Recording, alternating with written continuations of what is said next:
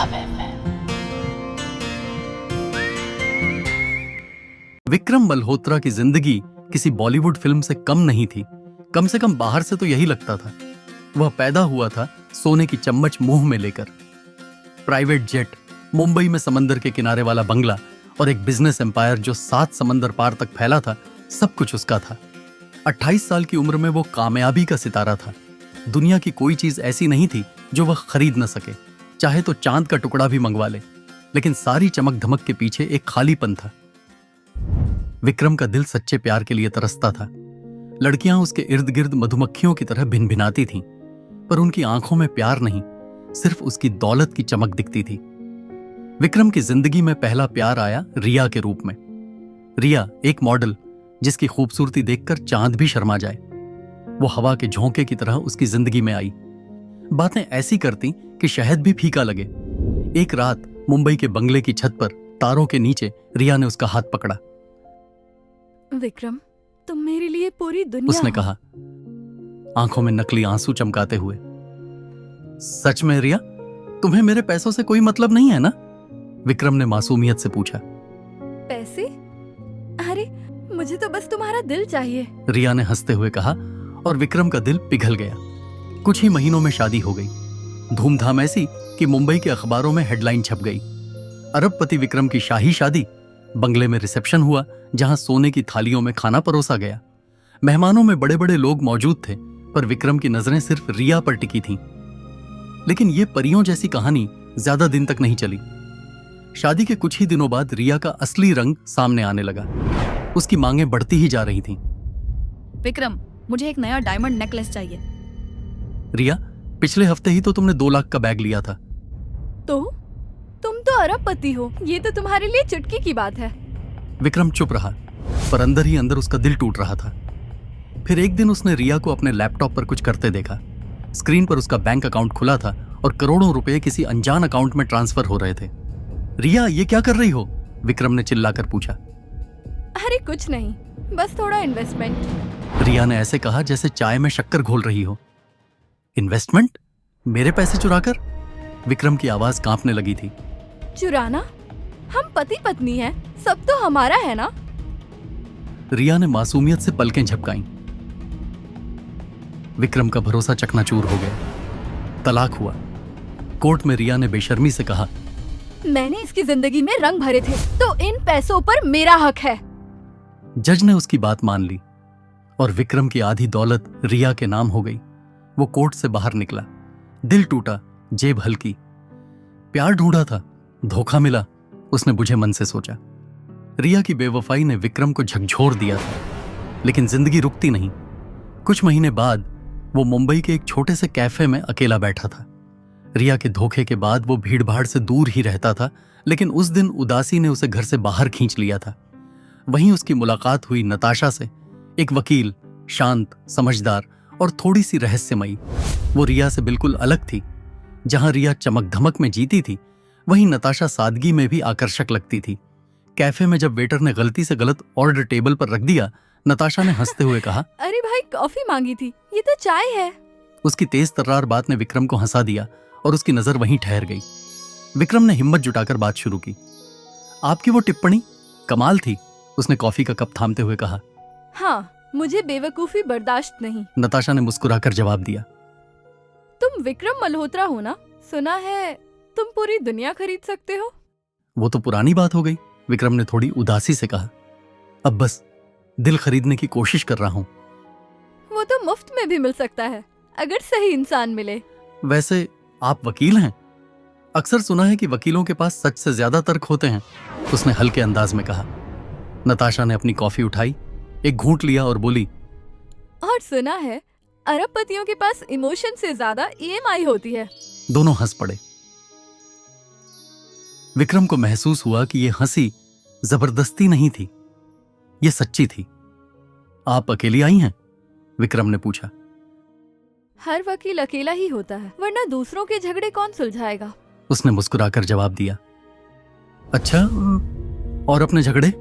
उनके लिए फिलहाल कॉफी ही काफी है, उसने कप दिखाते हुए कहा। विक्रम की नजरें कुछ पल को उसके चेहरे पर थम गईं। उसमें एक शांति थी। पर वो शांति बेजान नहीं थी, वो समझदारी से भरी थी।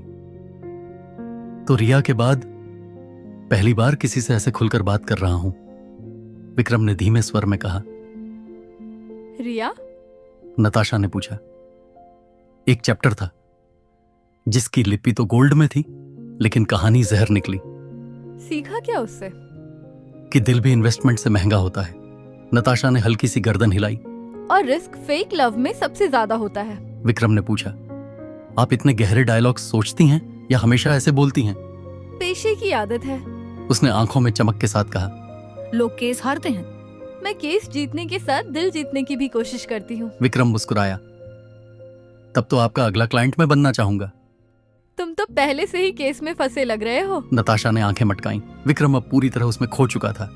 ऐसा लग रहा था जैसे वक्त ठहर गया हो। कॉफी ठंडी हो रही थी, पर बातों की गर्माहट बढ़ती जा रही थी। दोनों की बातें देर तक चलती रहीं। जाते जाते नताशा ने उसे अपना नंबर दिया और एक वादा भी। मिलते हैं मल्होत्रा, शायद तुम्हारी कहानी में अभी ट्विस्ट आना बाकी है। नताशा और विक्रम की मुलाकातें अब नियमित हो गई थीं। एक रात बंगले के बगीचे में दोनों देर तक बातें करते रहे। तारे चमक रहे थे और हल्की ठंडी हवा चल रही थी। नताशा ने अपनी जिंदगी की बातें साझा की। कैसे वो एक छोटे शहर से मुंबई आई, कैसे उसने वकील बनने के लिए दिन रात मेहनत की। मेरे पापा कहते थे, बेटी दुनिया तुम्हें कुछ नहीं देगी, तुम्हें खुद छीनना पड़ेगा। उसने मुस्कुराते हुए कहा। और तुमने छीन लिया?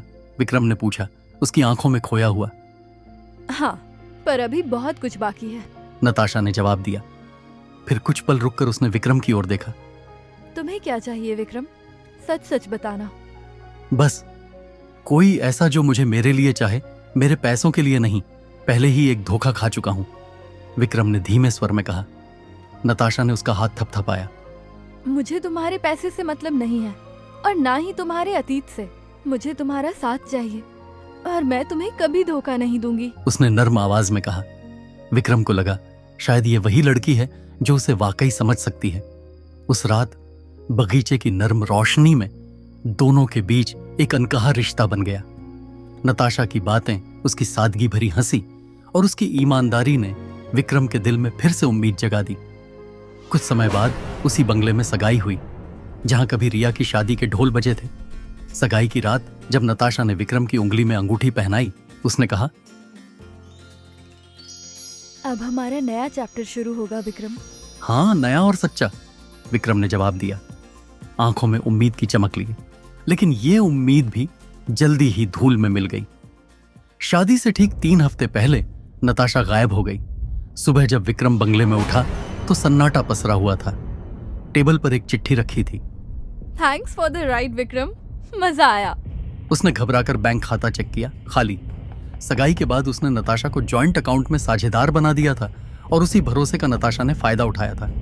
कितना बेवकूफ हूं मैं, विक्रम ने खुद को कोसा, सिर पीटते हुए। नताशा की बेवफाई ने उसे भीतर तक तोड़ दिया। सब एक जैसी होती हैं, वो सोचता। रिया ने उसकी दौलत का आधा हिस्सा ले लिया था और नताशा ने बाकी का सफाया कर दिया। लेकिन दर्द सिर्फ दिल का नहीं था, अब जेब भी पूरी तरह खाली हो रही थी। तलाक के मुकदमे में वकीलों ने मोटी फीस ली, कुछ गलत व्यापारिक सौदों में पैसा डूब गया और दुख में डूबा विक्रम शराब और जुए में लाखों उड़ा बैठा। फिर एक दिन बैंक वालों ने बंगले का दरवाजा खटखटाया। मल्होत्रा साहब, आपका लोन बाकी है, अब ये घर हमारे पास जाएगा, मैनेजर ने बेरहमी से कहा। क्या? ये मेरा घर है, विक्रम चिल्लाया।